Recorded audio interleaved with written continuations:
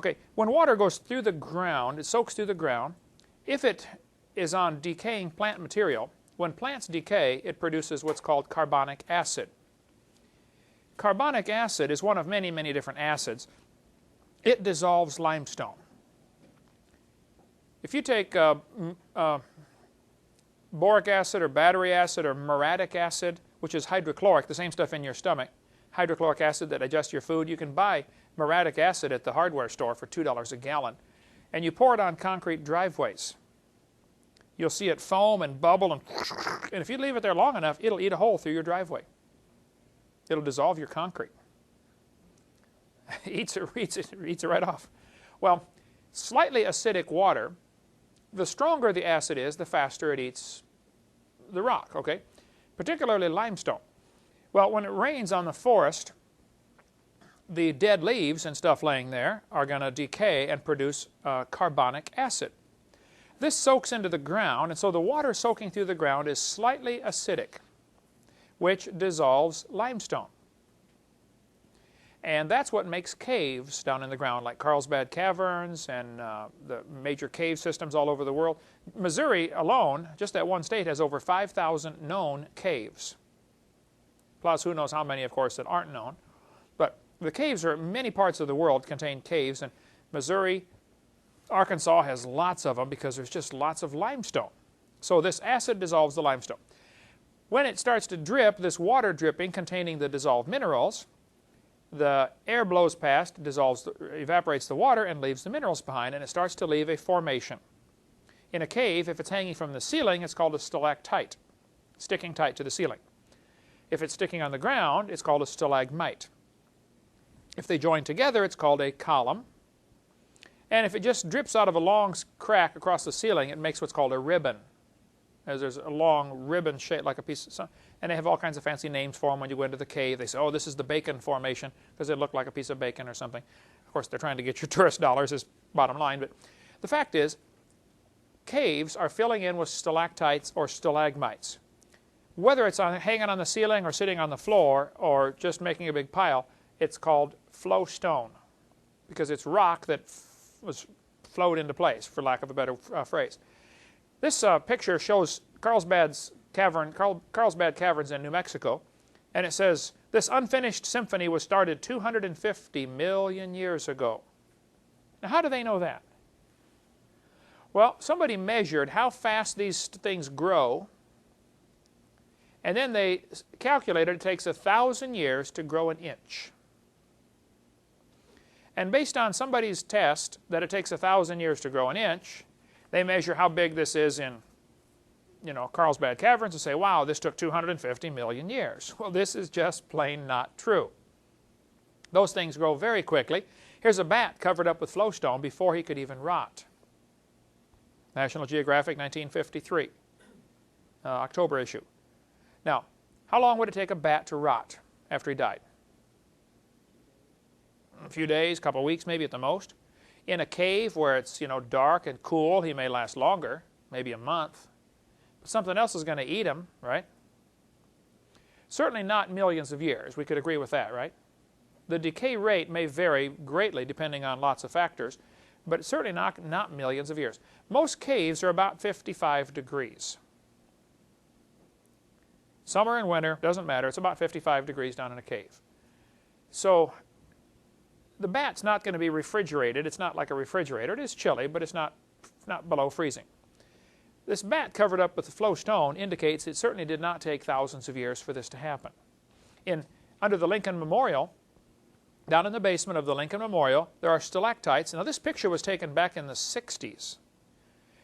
These are 50-inch long stalactites called a soda straw stalactite. Very long, skinny stalactite. Over time, it'll get longer and fatter. It'll thicken up. Now, the Lincoln Memorial was finished in 1922. This picture was taken about 1960-something. So in 40 years, you get a 50-inch long stalactite. So tell me, do they grow an inch every 1,000 years? No. Something is wrong with their calculations, right? This is from Fort Pickens. If you go down to Fort Pickens, they've got the old Confederate fort made out of brick. Then they've got the the newer fort, which is also fenced off because it was built for World War I believe. It's all concrete and steel, but the steel is all rusting, so they've got that part fenced off. How many of you know what I'm talking about out there? The new Fort Pickens that you can't even get in. If you can get a guard or guide to take you in there, unlock the gate, and go into the Fort Pickens that was built for World War, does anybody know, was it World War I or World War II? The part that's fenced off. I don't remember either, but I heard it one time. World War I, coastal batteries, okay. In there, all over inside this fort, the old part of the fort, which has not been used, not even open to the public for many years because it's unsafe, you know, with everything falling apart in there, there are stalactites. One guy told me he went in there and saw off the electrical conduit boxes 16-inch stalactites. I sent a friend of mine in there some years ago, and he went down, talked to the guide, got permission to go in. He found some 2-inch stalactites growing off a refrigeration shed.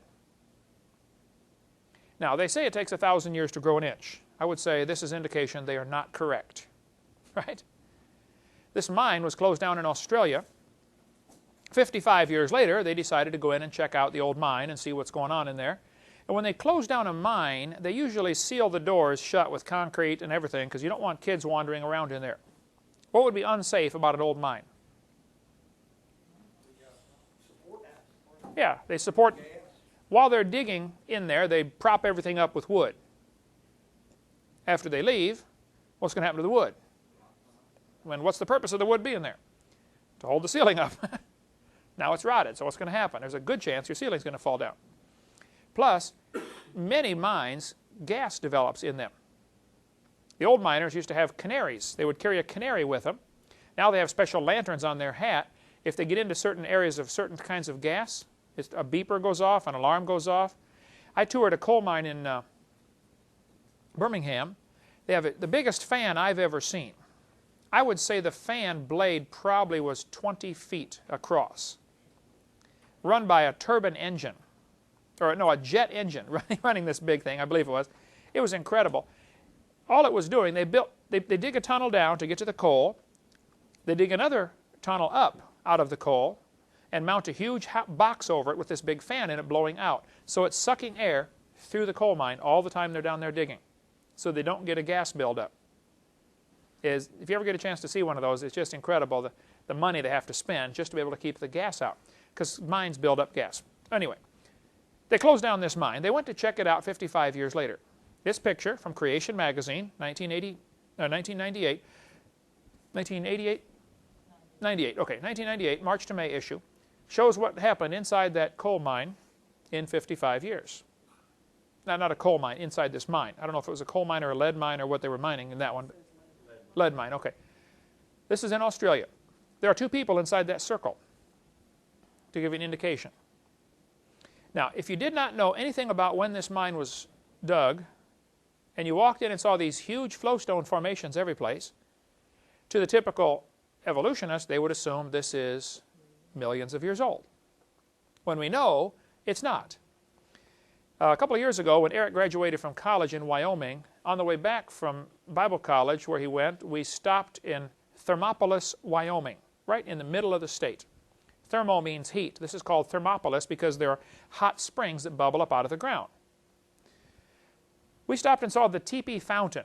In 1903, a guy had a mineral spring on his property, so he stuck a pipe in it, made the water bubble out the pipe.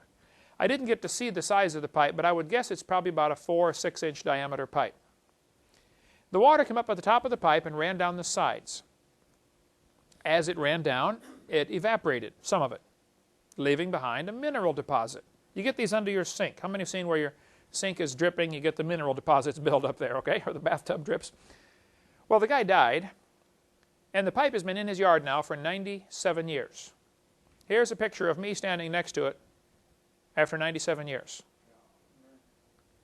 That would take some lime away, wouldn't it, to dissolve that? Now, they're going to tell you these formations take millions of years to form, but the simple fact is that's just not true.